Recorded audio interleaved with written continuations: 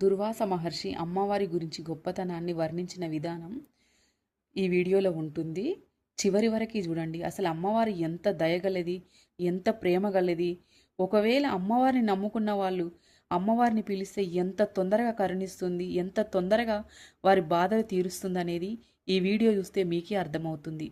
అంటే శ్రీచక్రంలో అమ్మవారు ఉంటారు కదండి. శ్రీచక్రంలో లలితామాతనేమో నవావరణలో లలితామాత ఉంటుంది. 7 ఆవరణలు శ్యామలాదేవివి, ఇంకా 5 ఆవరణలు వారాహిమాతవి. అంటే దుర్వాస మహర్షి అమ్మవారిని ఎలా వర్ణిస్తున్నారంటే, అమ్మవారు హంస తిరుగుతున్నట్టుగా ఆడుతూ అందంగా శ్రీచక్రంలో సంచరిస్తుందంట.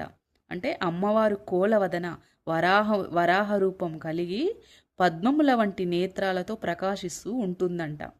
అలాగే చంద్రుడిని శిఖపై అలంకరించుకొని ఉంటుందంట. బంగారు రంగుతో మెరుస్తూ అమ్మవారు ఎరుపు రంగు చీర ధరించి కూడా ప్రకాశిస్తూ ఉంటుందంట. అంటే అమ్మవారు అందమైన రూపం కలిగి అలాగే 8 చేతులతో ఉన్నారంట. ఆ చేతులలో ఆయుధాలు ఏమో ఉన్నాయంట. అంటే 8 చేతులలో 8 ఆయుధాలు పట్టుకొని అమ్మవారు ప్రకాశిస్తూ అందంగా నవ్వుతూ ఎల్లవేళలా కరుణగల ముఖంతో తను కనిపిస్తూ ఉంటుందంట. ఆ ఆయుధాలు ఏంటంటే హల, ముసల, శంఖ, చక్ర, అంకుశం, పాశం, అభయం, వరం. అంటే హలం అనగా నాగలి, ముసలం అనగా రోకలి, శంఖం, చక్రం, అంకుశం, పాశం, అభయముద్ర, వరద ముద్ర. అంటే అమ్మవారు ఆయుధాలు చేతులతో పట్టుకొని ఇంకా తన పిల్లల వైపు ఒక తల్లి ఎలా చూస్తుందో అలా మన వైపు చూస్తుంటుందంట అండి. అంటే మనం అనుకుంటాం కదా అమ్మవారు ఉగ్ర రూపంలో ఉంటుందని అనేది అది అపోహ మాత్రమే. ఒక తల్లి తన పిల్లల వైపు ఎంత ప్రేమగల, ఎంత దయ హృదయంతో ఉంటుందో అమ్మవారు కూడా అలాగే ఉంటుందని దుర్వాస మహర్షి అమ్మవారి గొప్పతనాన్ని వర్ణిస్తున్నారండి. ఎవరైతే అమ్మవారిని ఆర్తితో అడుగుతారో, అంటే ఆర్తితో అమ్మవారిని కాపాడమని అడుగుతారో వారిని ఎల్లవేళలా రక్షించడానికి తను ఎప్పుడూ రెడీగా ఉంటుందంట అండి. అంటే అందరి దేవతల కంటే తొందరగా కరుణించే తల్లి ఎవరంటే అమ్మవారేనంట అండి. వారాహిమాత తొందర ప్రసన్నమవుతుందంట అండి. ఇంకా వారాహిమాతకి మరొక పేరు వార్తాలి, వారాహ, దండనాథ అనే నామాలు కూడా అమ్మవారి పేర్లే.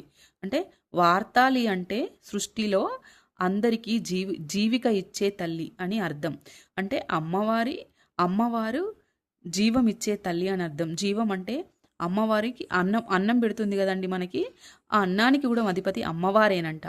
ఇంకా బండాసురుని చంపడానికి ఆయుధాలు ధరించి చేతులలో, అంటే బండాసురుని చంపడానికి అమ్మవారు వెళ్తుంది కదండి.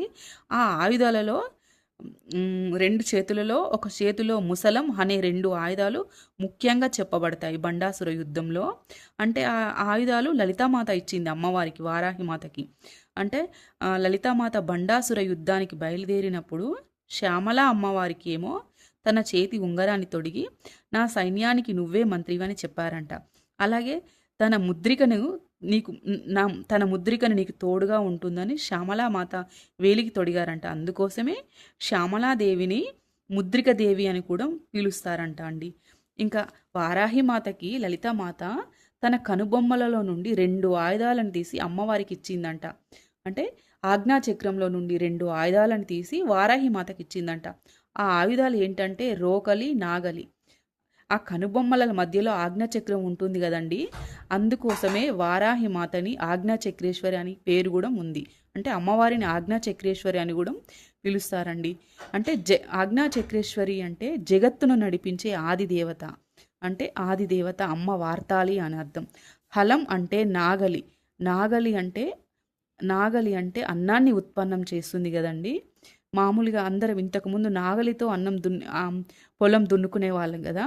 ఆ నాగలిని లలితామాత వారాహిమాతకి ఇచ్చిందండి. అలాగే రోకలి అంటే అన్నాన్ని దంచుకొని తినడానికి ఉపయోగిస్తాం కదండి. రోకలితో అంటే పూర్వకాలంలో రోకలి వాడేవాళ్ళం కదా. అందుకోసమే అమ్మవారు ఒకవైపు ముసలం, హలం అనే 2 ఆయుధాలను పట్టుకొని ఎప్పుడూ ఉంటారండి. అందుకోసమే వారాహిమాతకి అన్నప్రదాయిని శక్తిగా కూడా పిలుస్తారంట. అంటే అమ్మవారు మనకే కాకుండా సమస్త విశ్వానికి, దేవతలకు కూడా ఈ సృష్టిలో ఉన్న సకల జీవులకు కూడా అమ్మవారు అన్నాన్ని అందిస్తుంది. అందుకోసమే అమ్మవారు అన్నం పెడుతుంది కాబట్టి అమ్మవారికి అన్నప్రదాయిని అని కూడా పేరు ఉందంట అండి. ఇంకా అన్నప్రదాయిని అమ్మవారు అంటే తనే మనకు అన్నం పెడుతుంది, కానీ మనమేమో అందరం అపోహతోటి భయపడుతూ ఉంటాము. అది భయపడాల్సిన అవసరం లేదంట అండి, దుర్వాస మహర్షి చెప్పినాడు. ఇంకా అమ్మవారి 5 ఆవరణలు ఉంటాయి కదండి. 5 ఆవరణలో శ్రీచక్రంలో ఉన్న 5 ఆవరణలో అమ్మవారి చుట్టూ అమ్మవారి శక్తులే ఉంటాయంట. అంటే ఆ అమ్మవారి చుట్టూ ఉండే శక్తులు కూడా అమ్మవారి రూపాలే. అందులో స్వప్నేశ్వరి దేవి, ఉమ్నెత్త భైరవి దేవి, వారాహి అంటే వారాహి దేవతకి అంగదేవతలు. అంటే స్వప్నేశ్వరి దేవి, ఉమ్నెత్త భైరవి దేవి వారాహి దేవతకి అంగదేవతలు. అందుకోసమే అమ్మవారికి స్వప్నవారాహి అని కూడా పేరుందండి. అంటే ఈ స్వప్నవారాహి అమ్మవారిని పూజిస్తే ఏమవుతుందంటే రానున్నదంటే ముందు ఏం జరుగుతుందనేది, అంటే ఎలాంటి సంఘటనలు జరుగుతుంటాయి అనేది మనకు ముందే తెలుస్తుందంట. ఇంకా జంబిని, స్తంభిని, మోహిని, జృంభిని అనబడే శక్తులు కూడా అమ్మవారి చుట్టూ ఉంటాయంట అండి. అలాగే భైరవులు ఉంటారంట, హేతుకులు ఉంటారంట. అందుకే అమ్మవారు అంటే అమ్మవారి చుట్టూ చాలా శక్తులు ఉంటాయంట అండి. ఆ శక్తులు ఎల్లవేళలా అమ్మవారిని ఎవరైతే పూజిస్తారో, ఎవరైతే అమ్మవారిని శరణు వేడుతుంటారో వారిని రక్షించడానికి ఎల్లవేళలా సిద్ధంగా ఉంటాయంట అండి. అంటే ఇంత మంచి అమ్మవారికి మనం ఎలా భయంకరమైన దేవత అని మనం ఎలా అనుకుంటామండి. అంటే దుర్వాస మహర్షి అమ్మవారిని ఎంత గొప్పగా, ఎంత అద్భుతంగా వర్ణించారో చూశారు కదా. అంటే మనం అసలు అమ్మవారిని భయంకరమైన దేవత అని అనడానికి లేదండి. ఎందుకంటే అమ్మవారు దుష్టులను మాత్రమే శిక్షించడానికి ఉగ్రరూపం దాల్చినారు, కానీ తను ధర్మంగా బతికే వాళ్ళ జోలికి ఎప్పుడూ వెళ్ళేదండి. ఇంకొకటి, అమ్మవారికి సర్వం తెలుసు కదండి. మనం అమ్మవారి ముందు అబద్ధం చెప్పలేం కాబట్టి అమ్మవారు ఎప్పుడూ దుష్టులను మాత్రమే శిక్షిస్తుంది. అమాయకులని, ఇంకా ధర్మంగా బతికే వాళ్ళ జోలిని బతికే వాళ్ళని అమ్మవారు కాపాడుతుందండి. అందుకోసమే అమ్మవారిని ఎప్పుడు అంటే వారాహి నవరాత్రులలోనే కాకుండా ఎప్పుడు కూడా అమ్మవారిని సాత్వికంగా అమ్మవారికి దండం పెట్టుకోవచ్చు, అమ్మవారి నామాలను పలుకోవచ్చు, కాపాడమని కూడా అడగొచ్చండి. దానివల్ల మనకి ఎట్లాంటి నష్టము జరగదు. అలాగే లలితామాత నుండి ఆవిర్భవించిన మాతనే వారాహి మాత కాబట్టి లలితా పారాయణం చేసుకోవచ్చండి. లలితా పారాయణం చేసుకోవచ్చు, ఇంకా వారాహిమాత నామాలు కూడా చదువుకోవచ్చండి. మనం లలితా పారాయణం చేసేటప్పుడు అమ్మవారి నామాలు కూడా చదువుకోవచ్చండి. అప్పుడు అమ్మవారి అనుగ్రహం కూడా మనకు కలుగుతుంది. అంటే మనం అమ్మవారిని పూజిస్తే, మిగతా టైంలో అమ్మవారిని పూజిస్తే శక్తి తగ్గుతుంది. అంటే అమ్మవారికి నవరాత్రుల్లో ఎక్కువ శక్తి ఉంటుంది, మిగతా టైంలో ఉండదనేది కూడా అపోహనే అండి. అమ్మవారు ఎప్పుడు అమ్మవారే అండి. అమ్మవారి రూపాలు వేరు కానీ అమ్మవారి తత్వం ఒకటే. అంటే అమ్మవారిని ఎవరైతే పూజిస్తారో వారిని కాపాడడానికి అమ్మ ఏ రూపంలోనైనా వస్తుందండి.